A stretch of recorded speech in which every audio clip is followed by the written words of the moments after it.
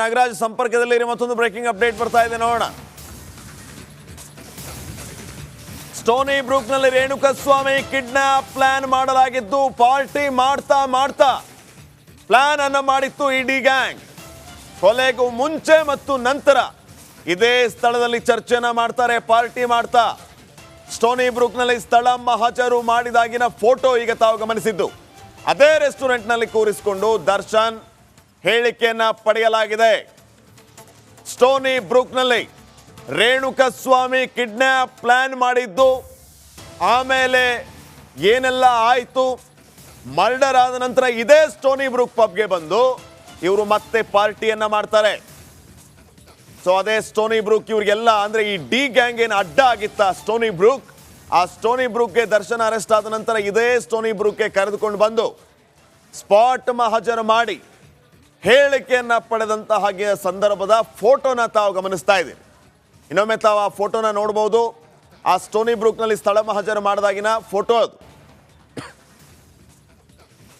ಪ್ರಕರಣದ A2 ಆಗಿರುವಂತಹ ದರ್ಶನ್, ಹಾಗೇನೆ ಸ್ಟೋನಿ ಬ್ರೂಕ್ ಮಾಲೀಕ ವಿನಯ್, ದರ್ಶನ್ ಮ್ಯಾನೇಜರ್ ನಾಗರಾಜ್, ಪ್ರದೋಷ್, ಪವನ್, ದರ್ಶನ್ ಪಕ್ಕದಲ್ಲಿಯೇ ನಟ ಚಿಕ್ಕಣ್ಣ, ACP ಚಂದನ್ ಸೇರಿದಂತೆ ಇನ್ನುಳಿದ ಪೊಲೀಸ್ ಅಧಿಕಾರಿಗಳಲ್ಲಿದ್ದಾರೆ.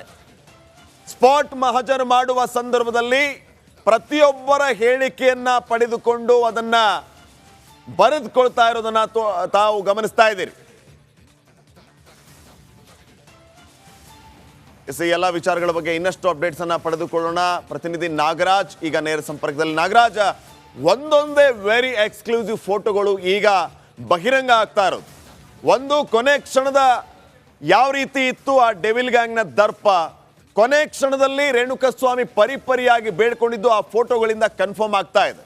ಮತ್ತೊಂದು ಕಡೆ ಈಗ ಸ್ಪಾಟ್ ಮಹಜರು ಮಾಡಿದ್ದು ಕೂಡ ಫೋಟೋ ಆಚೆ ಬಂದಿರೋದು. ಡಿ ಗ್ಯಾಂಗ್ಗೆ ಈ ಎಲ್ಲ ವಿಚಾರಗಳು ಎಷ್ಟು ಕಂಟಕಕ್ಕೆ ಕಾರಣ ಆಗ್ಬೋದು?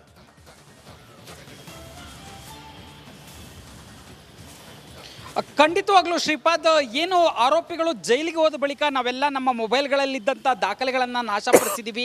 ಇದು ಯಾವುದು ಪೊಲೀಸರ ಕೈಗೆ ಸಿಗೋದಿಲ್ಲ. ಕೋರ್ಟ್ಗೆ ಹೋದರೆ ನಾವು ಆರಾಮಾಗಿ ಸೇಫ್ ಆಗ್ಬೋದು. ಕೋರ್ಟ್ನ ವಿಚಾರಣೆಯಲ್ಲಿ ನಾವು ನಮ್ಮ ವಿರುದ್ಧ ಸಾಕ್ಷ್ಯಗಳ ಕೊರತೆಯಿಂದಾಗಿ ನಾವು ಈ ಕೇಸ್ನಿಂದ ಬೇಗ ಹೊರಬರ್ಬೋದು ಅಂತಂತೇಳಿ ಒಂದು ಪ್ಲ್ಯಾನನ್ನು ಮಾಡಿ ಅವರು ಸಾಕ್ಷ್ಯ ನಾಶಕ್ಕೆ ಮುಂದಾಗಿದ್ದರು. ಆದರೆ ಪೊಲೀಸರು ಪ್ರತಿಯೊಂದು ವಿಚಾರವನ್ನು ಎಕ್ಕಿ ತೆಗೆದಿರ್ತಕ್ಕಂಥದ್ದು. ಯಾಕಂತಂದರೆ ಏನು ಅವರ ಬಳಿ ಇದ್ದಂಥ ಫೋನ್ಗಳನ್ನು ಹೈದರಾಬಾದ್ನ CFSLಗೆ ಕಳಿಸಿ ಅಲ್ಲಿ ರಿಟ್ರೀವನ್ನು ಮಾಡಿಸಿದ್ದು.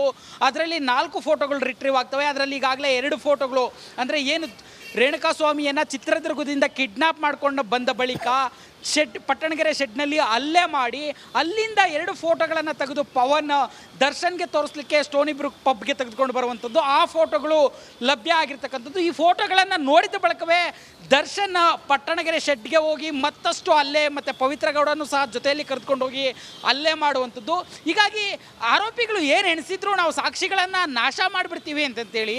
ಆದರೆ ಆರೋಪಿಗಳ ದುರಂತ ಅಂತಂದರೆ ಸಾಕ್ಷಿ ನಾಶಕ್ಕೂ ಸಂಬಂಧಿಸಿದಂತೆ ಸಾಕ್ಷಿಗಳನ್ನು ಪೊಲೀಸರು ಹುಡುಕಾಟ ನಡೆಸಿದ್ದಾರೆ. ಅಷ್ಟು ಕಟ್ಟುನಿಟ್ಟಾದಂಥ ತನಿಖೆ ಒಂದು ಪ್ರಕರಣದಲ್ಲಿ ಆಗಿರ್ತಕ್ಕಂಥದ್ದು.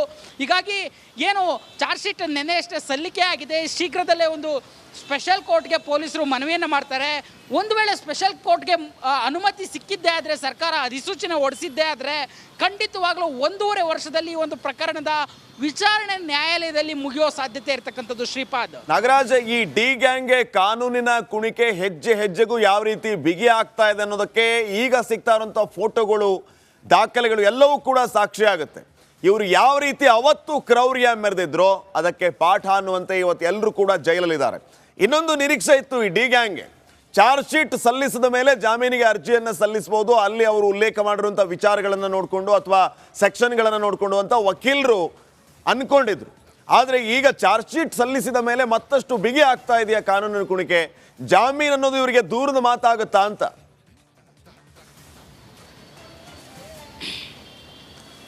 ಖಂಡಿತವಾಗ್ಲೂ ಶ್ರೀಪಾದ್, ಇವರಿಗೆ ಜಾಮೀನು ಸಿಗುತ್ತೆ ಅನ್ನೋದು ಇನ್ನೂ ದೂರದ ಮಾತು. ಏನು ಈ ಒಂದು ಪ್ರಕರಣದಲ್ಲಿ 3 ಆರೋಪಿಗಳು ಅಂದರೆ ಇವರು ಕೇವಲ ಹಣವನ್ನು ಕೊಡ್ತೀನಿ ಅಂತ ಹೇಳಿದ್ದ ಕಾರಣಕ್ಕೆ ಹೋಗಿ ಶರಣಾಗಿದ್ದರು ಪೊಲೀಸ್ ಠಾಣೆಗೆ. ಆ 4 ಜನ ಆರೋಪಿಗಳು ಠಾಣೆಗೆ ಹೋಗಿ ಶರಣಾಗ್ತಾರೆ. ಅದರಲ್ಲಿ 3 ಆರೋಪಿಗಳು ಕಾರ್ತಿಕ್ ಇರ್ಬೋದು, ನಿಖಿಲ್ ನಾಯಕ್ ಇರ್ಬೋದು, ಮತ್ತು ಇನ್ನೊಬ್ಬ ಕೇಶವ ಮೂರ್ತಿ ಇರ್ಬೋದು. ಇವರು ಕೇವಲ ಹಣದಾಸೆಗೆ ಬಾಡಿಯನ್ನು ತೆಗೆದುಕೊಂಡೋಗಿ ಡಂಪ್ ಮಾಡಿ ಆ ಒಂದು ಪೊಲೀಸರಿಗೆ ಸರೆಂಡರ್ ಆಗುವಂಥದ್ದು. ಇವ್ರ ಮೇಲೆ IPC ಸೆಕ್ಷನ್ 201 ಅಡಿಯಲ್ಲಿ ಅಂದರೆ ಸಾಕ್ಷ್ಯನಾಶದ ಅಡಿಯಲ್ಲಿ ಮಾತ್ರ ಚಾರ್ಜ್ ಶೀಟ್ನಲ್ಲಿ ಉಲ್ಲೇಖ ಮಾಡಿರ್ತಕ್ಕಂಥದ್ದು. ಹೀಗಾಗಿ ಈ 3 ಆರೋಪಿಗಳಿಗೆ ಜಾಮೀನು ಸಿಗೋ ಸಾಧ್ಯತೆ ಇರ್ತದೆ. ಆದರೆ ಇನ್ನು ಉಳಿದ ಏನು 14 ಜನ ಆರೋಪಿಗಳಿದ್ದಾರೆ, ಇವ್ರ ಮೇಲೆ ಒಂದು ಕಡೆ ಮೊದಲಿಗೆ ಕಿಡ್ನಾಪ್ ಪ್ರಕರಣ ದಾಖಲಾಗಿದೆ, ಜೊತೆಗೆ ಆತನನ್ನು ಬೀಭತ್ಸವಾಗಿ ಕೊಲೆ ಮಾಡಿರ್ತಕ್ಕಂಥ ಸಂಬಂಧಿಸಿದಂತೆ 302 ದಾಖಲಾಗಿದೆ. ಜೊತೆಗೆ ಈ 3 ಆರೋಪಿಗಳಿಗೆ ಹಣವನ್ನು ಕೊಟ್ಟು ಬಾಡಿಯನ್ನು ಡಂಪ್ ಮಾಡಿ ತಮ್ಮ ಮೊಬೈಲ್ ಡೇಟಾವನ್ನು CDR DVRಗಳನ್ನು ಡಿಲೀಟ್ ಮಾಡಿದ ಆರೋಪದಲ್ಲಿ ಸಾಕ್ಷ್ಯನಾಶ ಪ್ರಕರಣವು ಕೂಡ ಇವರು 14 ಜನರ ಮೇಲೆ ದಾಖಲಾಗಿರ್ತಕ್ಕಂಥದ್ದು. ಹೀಗಾಗಿ ಈ 14 ಜನರಿಗೆ ಸದ್ಯಕ್ಕೆ ಬೇಲ್ ಸಿಗುವ ಯಾವುದೇ ಸಾಧ್ಯತೆ ಇಲ್ಲ ಅಂತೇಳಿ ಕಾನೂನು ಪಂಡಿತರು ಸದ್ಯಕ್ಕೆ ತಮ್ಮ ಅಭಿಪ್ರಾಯಗಳನ್ನು ವ್ಯಕ್ತಪಡಿಸ್ತಾ ಇರ್ತಕ್ಕಂಥದ್ದು. ಶ್ರೀಪಾದ್, ಓಕೆ, ನಾಗರಾಜ ಸಂಪರ್ಕದಲ್ಲಿ ಇರಿ. ಮತ್ತೊಂದು ಬ್ರೇಕಿಂಗ್ ಅಪ್ಡೇಟ್ ಬರ್ತಾ ಇದೆ, ನೋಡೋಣ. ಬಗೆದಷ್ಟು ಬಯಲಾಗ್ತಾ ಇದೆ ಡೆವಿಲ್ ಗ್ಯಾಂಗ್ನ ಕ್ರೌರ್ಯ. ರಿಪಬ್ಲಿಕ್ ಕನ್ನಡದಲ್ಲಿ ಕ್ಷಣ ಕ್ಷಣದ ಬಿಗ್ ಎಕ್ಸ್ಕ್ಲೂಸಿವ್. ಕೊಲೆಗೂ ಮುನ್ನ, ಕೊಲೆ ನಂತರ ಇದೇ ಸ್ಟೋನಿ ಬ್ರೂಕ್ ಅಲ್ಲಿ ಇವರು ಎಣ್ಣೆ ಪಾರ್ಟಿ ಮಾಡಿದ್ದು. ಪಾರ್ಟಿಯಲ್ಲೇ ಇದ್ಕೊಂಡು ಸ್ಕೆಚ್ ಹಾಕ್ತಾರೆ ಇವರು. ಶೆಡ್ ಅಲ್ಲಿ ಮನ ಬಂದಂತೆ ಥಳಿಸಿ ಇಲ್ಲಿ ಕಿಕ್ಕೇರಿಸಿಕೊಂಡಿದ್ರು. ಸ್ಟೋನಿ ಬ್ರೂಕ್ ಹೋಟೆಲ್ ಅಲ್ಲಿ ಈ ಗ್ಯಾಂಗ್ ಪಾರ್ಟಿಯನ್ನ ಮಾಡಿ. ಸ್ಟೋನಿ ಬ್ರೂಕ್ ಅಲ್ಲಿ ಈಗಾಗಲೇ ನಾವು ಮಾಹಿತಿಯನ್ನು ನೀಡ್ತಾ ಇದ್ದ ಹಾಗೆ ಮರ್ಡರ್ ಮುಂಚೆ ಮತ್ತು ಮರ್ಡರ್ ನಂತರ ಇವರು ಇದೇ ಸ್ಟೋನಿ ಬ್ರೂಕ್ ಅಲ್ಲಿ ಪ್ಲಾನ್ ಮಾಡಿದ್ದು, ಆತನನ್ನ ಕಿಡ್ನಾಪ್ ಮಾಡಿಸಿದ್ದು, ಅದಕ್ಕೆ ಸ್ಕೆಚ್ ಹಾಕಿದ್ದು ಎಲ್ಲವೂ ಕೂಡ ಇದೆ ಸ್ಟೋನಿ ಬ್ರೂಕ್ ಅಲ್ಲಿ. ಸ್ಥಳ ಮಹಜರು ಮಾಡಿದಂತ ಸಂದರ್ಭದಲ್ಲಿನ ಫೋಟೋನ ತಾವು ಗಮನಿಸ್ತಾ ಇದ್ದೀರಿ.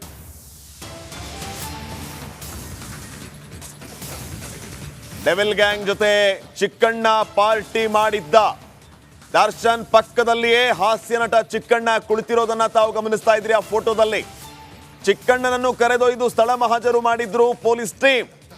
ಯಾರು ಎಲ್ಲೆಲ್ಲಿ ಕೂತಿದ್ರು, ಏನೇನು ಮಾತಾಡಿದ್ರು, ಪಿನ್ ಟು ಪಿನ್ ಮಾಹಿತಿಯನ್ನ ಪೊಲೀಸರು ಕಲೆ ಹಾಕಿದ್ದು. ಸೊ ಆ ಫೋಟೋನ ತಾವು ಗಮನಿಸ್ತಾ ಇದ್ರಿ. ಅವತ್ತು ಪಾರ್ಟಿ ಮಾಡಿದ ಸಂದರ್ಭದಲ್ಲಿ ಯಾರ್ಯಾರು ಎಲ್ಲೆಲ್ಲಿ ಕೂತಿದ್ರೋ ಅಲ್ಲಲ್ಲೇ ಕೂರಿಸಿ ಪೊಲೀಸರು ಅವರಿಂದ ಹೇಳಿಕೆಯನ್ನ ಪಡೆದುಕೊಂಡಿದ್ದರು ಅಂತ ಒಂದು ಸ್ಪಾಟ್ ಮಹಜರ್ನ ಫೋಟೋ. ದರ್ಶನ್ ಪಕ್ಕದಲ್ಲಿಯೇ ಚಿಕ್ಕಣ್ಣ ಇರೋದಂತ ಆ ಫೋಟೋನ ತಾವು ಗಮನಿಸ್ತಾ ಇದ್ದೀರಿ. ದರ್ಶನ್ ಈ ಕಡೆ ಪಕ್ಕದಲ್ಲಿ ಅಂದ್ರೆ ದರ್ಶನ್ ಎಡಭಾಗದಲ್ಲಿ ವಿನಯ್, ಈತನೇ ಆ ಸ್ಟೋನಿ ಬ್ರೂಕ್ನ ಮಾಲೀಕ. ದರ್ಶನ್ ಬಲಭಾಗದಲ್ಲಿ ಚಿಕ್ಕಣ್ಣ ಕೂತಿರೋದನ್ನ ತಾವು ಗಮನಿಸ್ತಾ ಇದ್ದೀರಿ. ಇನ್ನು ದರ್ಶನ್ನ ಎದುರುಗಡೆ ದರ್ಶನ್ ಮ್ಯಾನೇಜರ್ ನಾಗರಾಜ್, ಹಾಗೇನೆ ಆ ಮೂಲೆಯಲ್ಲಿ ಪ್ರದೋಷ್, ಇನ್ನು ದರ್ಶನ್ ಹಿಂದ್ಗಡೆ ನಿಂತಿರೋದು ಪವನ್, ಇನ್ನು ಮತ್ತೊಂದು ಕಡೆ ಪೊಲೀಸ್ ಅಧಿಕಾರಿಗಳೆಲ್ಲರೂ ಕೂಡ ಸುತ್ತಲೂ ಇದ್ದಾರೆ. ಇವರಿಂದ ಸ್ಪಾಟ್ ಮಹಜರ್ ಮಾಡಿಸಿದ್ದು. ಅವತ್ತು ರೆಸ್ಟೋರೆಂಟ್ನಲ್ಲಿ ಇವರು ಯಾವ ರೀತಿ ಸ್ಕೆಚ್ ಹಾಕಿದ್ರು, ಯಾರ್ಯಾರು ಎಲ್ಲೆಲ್ಲಿ ಕೂತಿದ್ರು, ಯಾವ ರೀತಿ ಇವರು ಪ್ಲ್ಯಾನ್ ಮಾಡಿದ್ರು, ಯಾರಿಂದ ಈ ಪ್ಲ್ಯಾನ್ನ ಎಕ್ಸಿಕ್ಯೂಟ್ ಮಾಡಿಸಿದ್ರು, ಹೀಗೆ ಎಲ್ಲ ವಿಚಾರಗಳ ಬಗ್ಗೆ ಮಾಹಿತಿಯನ್ನು ಕಲೆ ಹಾಕಿದ್ರು. ಇವರಿಂದ ಸ್ಟೇಟ್ಮೆಂಟನ್ನು ಪಡೆದುಕೊಂಡ್ರು. ಸೊ ಅದೆಲ್ಲವೂ ಕೂಡ ಈಗ ಭಾಳ ಸ್ಪಷ್ಟವಾಗಿ ವಿತ್ ಸ್ಪಾಟ್ ಮಹಜರ್ ಇವರು ಆ ದಾಖಲೆಯನ್ನು ದೃಢೀಕರಿಸಿದ್ದಾರೆ. ಇನ್ನು ಮತ್ತೊಂದು ಕಡೆ ತಾವು ಗಮನಿಸ್ತಾ ಇರಬಹುದು, ಕೊನೆ ಕ್ಷಣದ ಫೋಟೋಗಳು ಕೂಡ ಲಭ್ಯ ಆಗಿರೋದು ರಿಪಬ್ಲಿಕ್ ಕನ್ನಡದಲ್ಲಿ. ಆ ಸ್ಕ್ರೀನ್ ಮೇಲೆ ತಾವು ಗಮನಿಸ್ತಾ ಇದ್ದೀರಿ. ಆತ ಪ್ರಾಣ ಭಿಕ್ಷೆಯನ್ನು ಬೇಡ್ತಾ ಇರೋದು, ಪರಿಪರಿಯಾಗಿ ಕೇಳ್ಕೊಳ್ತಾ ಇರೋದು. ಆದಾಗ್ಯೂ ಕೂಡ ಡೆವಿಲ್ ಗ್ಯಾಂಗ್ನ ಕ್ರೌರ್ಯ ಯಾವ ರೀತಿ ಇತ್ತು ಅನ್ನೋದನ್ನ ಈ ಫೋಟೋನ ನೋಡಿದಾಗ ತಾವು ಸ್ಪಷ್ಟವಾಗಿ ಗಮನಿಸ್ತೀರಿ. ಆತನ ಕಣ್ಣ ಮೇಲೆ ಗಾಯ ಆಗಿದೆ, ಕೈ ಬೆರಳುಗಳ ಮೇಲೆ ಗಾಯ ಆಗಿದೆ, ಎದೆಯ ಭಾಗದಲ್ಲಿ ಗಾಯ ಆಗಿದೆ.